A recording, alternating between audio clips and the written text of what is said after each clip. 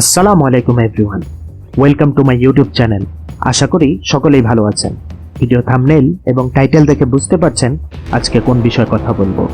So without any further, let's start. Yo, let's build up Bangladesh. Yo, let's go. আজকাল রাস্তাঘাটে যে কোনো পরিবহন থেকে নেওয়া হচ্ছে চাঁদা, করা হচ্ছে চাঁদাবাজি। এই ভিডিওতেই তা দেখা যাচ্ছে।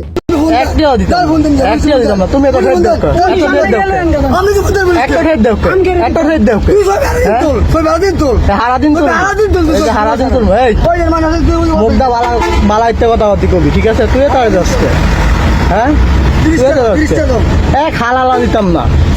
রাস্তা বন্ধ করেছে তুমি বাতালিয়ন, ঠিক আছে? রাস্তা বন্ধ করেছে।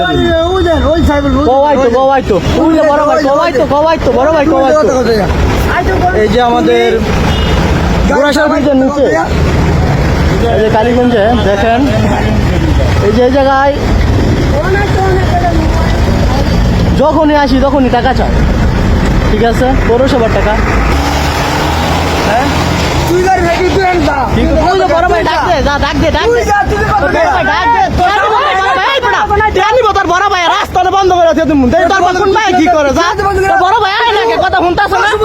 বড় ভাইরে কয়তো, বড় ভাইরে কয়তো, কয়তো তোর বড় ভাইরে কয়তো, কয়তো বড় ভাইয়ের বড় ভাই, তুই যে বড় ভাই, ওই যে বড় ভাই বৈশাখ চায় না, ওই যে বড় ভাই, এই যে, ঠিক আছে?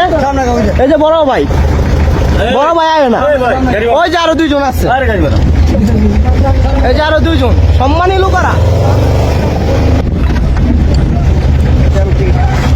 এক টাকাও দিব না, হ্যাঁ এক টাকাও দিব না, এক টাকাও দিব না।